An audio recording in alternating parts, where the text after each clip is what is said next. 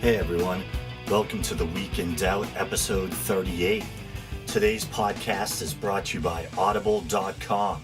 Get a free audiobook download at www.audibletrial.com/theweekindoubt. Over 100,000 titles to choose from for your iPhone, Android, Kindle, or MP3 player. No shoutouts this week, but I do have a couple of quick corrections to make before we get started, if you can even call them that. It's pretty minor stuff. The first one is actually good news. Last week I was mentioning in passing how the hits that the show gets, whether it's on YouTube or via the podcast, are relatively modest, and I think I mentioned something like on average I get about 2,000 feed hits per month. Well, when I was uploading the most recent episode, I was looking at the stats and noticed that this month, this past 30 days, the show had 7,000 feed hits. So that's one of those times when I guess it's actually kind of pleasant to find out you're wrong. Even 7,000 is probably still relatively modest in internet terms, but for some guy in his own dark corner of the internet, I'll definitely take that. So for all those of you out there who have been listening and drove those feed hits up, thank you very, very much. Okay, so next up, last week I was responding to numerous YouTube criticisms, and I was commenting on what this one person said when they were espousing their theories about how we're all infinite consciousness, and how, according to them, I don't know how ignorant I sound with all my analytical skepticism, etc. But I was trying to make a point about how I am not unfamiliar to various spiritual concepts, and how I have a love and fascination with all things spiritual and religious. It just happens to be that I'm a skeptic and a non-believer at the end of the day. But I was talking in passing about Eastern religion, how you can find ideas of infinite consciousness or union with the Godhead or divine in Eastern religions such as Hinduism. And I mentioned the terms Brahma or Brahman in passing. And I wasn't using them incorrectly, or I wasn't mistaken, but I know they're terms that can often easily be confused. And maybe for the sake of my own ego, I wanted to clarify them. I have this lingering neuroses. I remember I'm in my late 30s now. This is probably back when I was in my early 20s. I had this female friend, this really cool, smart girl that I used to talk about religion and philosophy with all the time. And once I referred to the Hindu creator god as Brahman, and she corrected me and said Brahma. She used to like to correct me. But actually, I was not wrong. Brahmin, ending with an I-N, refers to a member of the Hindu priestly class. And Brahma refers to the supreme being, the creator. In the Hindu trinity, or what's also known as the Trimurti, Brahma would represent the creative aspect of the divine. You have Brahma, the creator, Vishnu, the preserver, and Shiva, the destroyer. But Brahma is sometimes synonymous with Brahmin, ending with an A-N, as opposed to an I-N when you're referring to a member of the priestly class. And to some degree, the variations probably have to do with translations from the original Sanskrit into English. But I believe also that when you pronounce it Brahmin, there's especially a male connotation there. It's a more masculine form. So usually Brahma and Brahmin with an A-N can be used interchangeably. Brahmin with the I-N is a member of the priest class.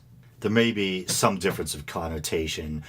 When you say Brahma, there might be more of a connotation of an impersonal god, of the Godhead, or this kind of supreme oneness or all-pervading presence, and Brahman might have more of a masculine connotation.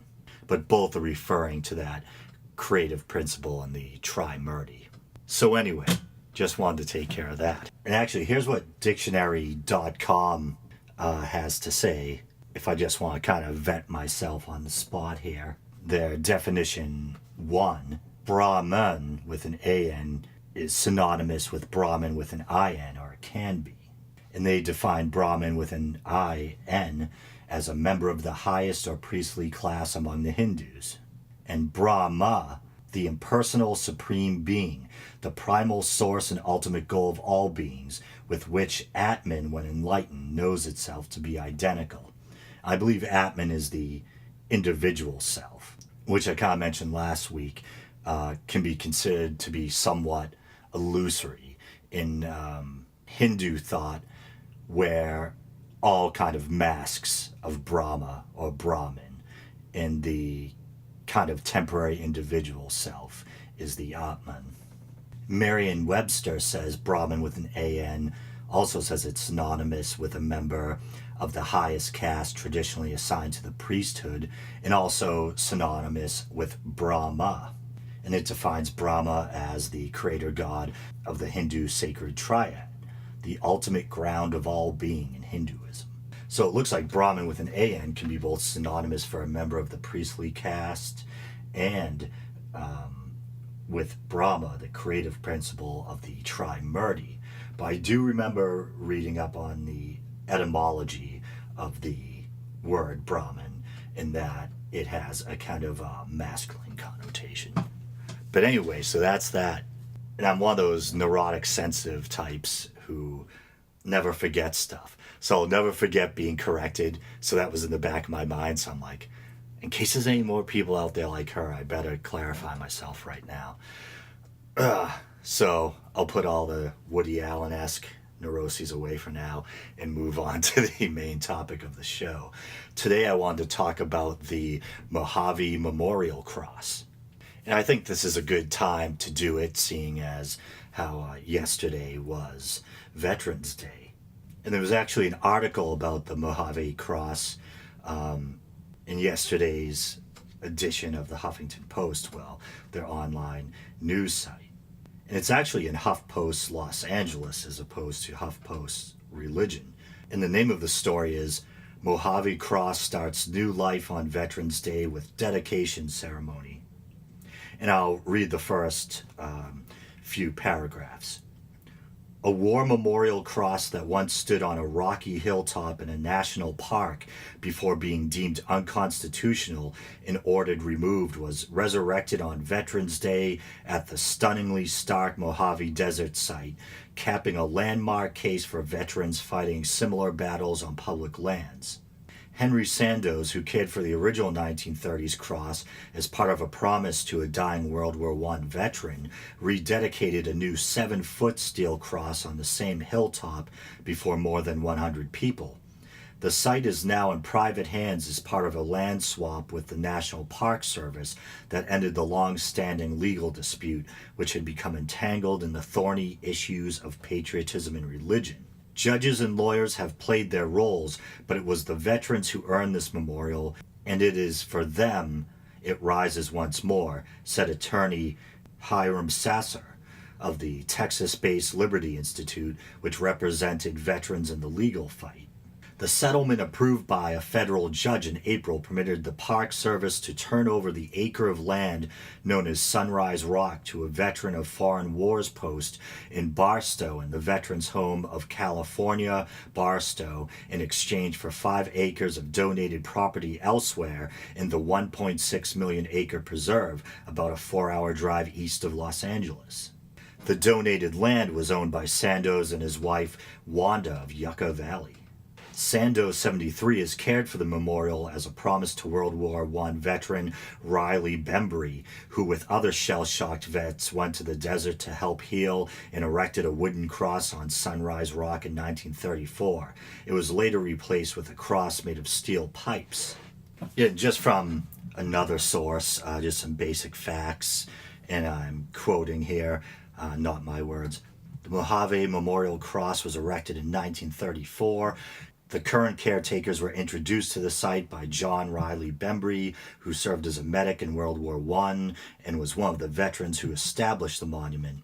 The cross was placed on Sunrise Rock, a granite outcropping adjacent to Sema Road, about 12 miles south of Interstate 15 and 6 miles north of Sema, California. The trailhead leading to Teutonia Peak is immediately across the road from the rock. The area is a saddle between Sema Dome and the Ivanpah Mountains, both of which are part of the Mojave National Preserve. There's a lot of place names I haven't heard of before in there, so hopefully I didn't butcher them too badly. The cross was a center of a court case known as Salazar versus Buono. It became kind of this symbol of the tension between the state and religion, because technically it was on a national preserve. The workaround that they did, as you probably heard in the article I was quoting earlier, is they were able to do a land swap so that it's now considered to be on private property. And this is one of those, well, I don't know if it's rare, but this is one of those cases when, surprisingly, even though I'm a non-believer, I side with the believers. My own personal philosophy is that I think that the law should be tempered with some degree of common sense and reason. We do, of course, have the separation of church and state in this country, and I don't like it when politicians pander to the religious right, or when we get dangerously close to crossing the line between the separation of church and state.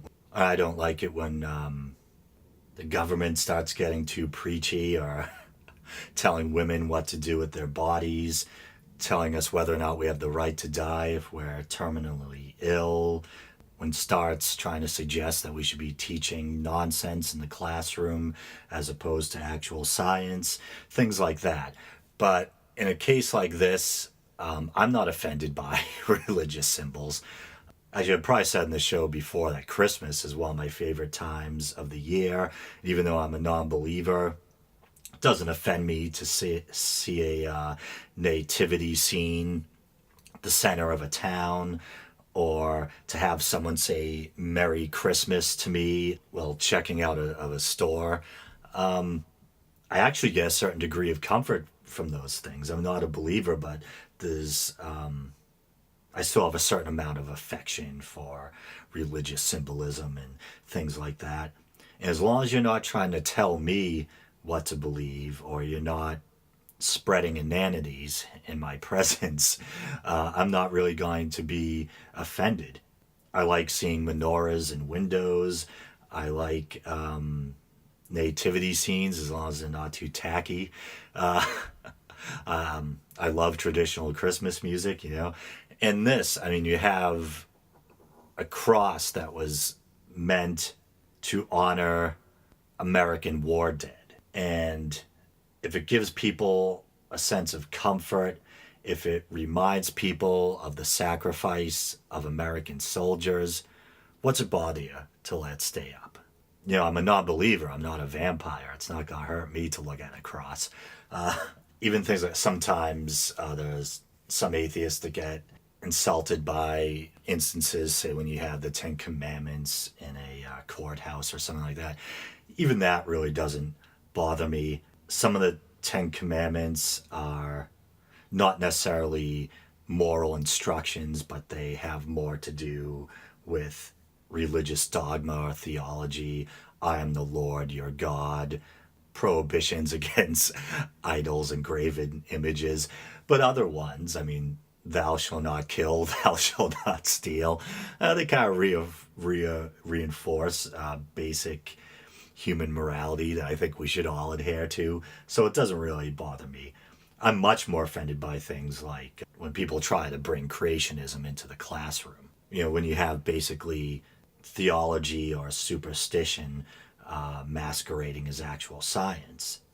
I wouldn't mind if in passing, if a science teacher taught that some people believe that there's a creator who sparked evolution, and then natural selection took over, and that's how we're all here. If they want to mention, in passing, this is what some people believe, and then you go on to the actual science and the study of biology and evolution, that wouldn't really bother me.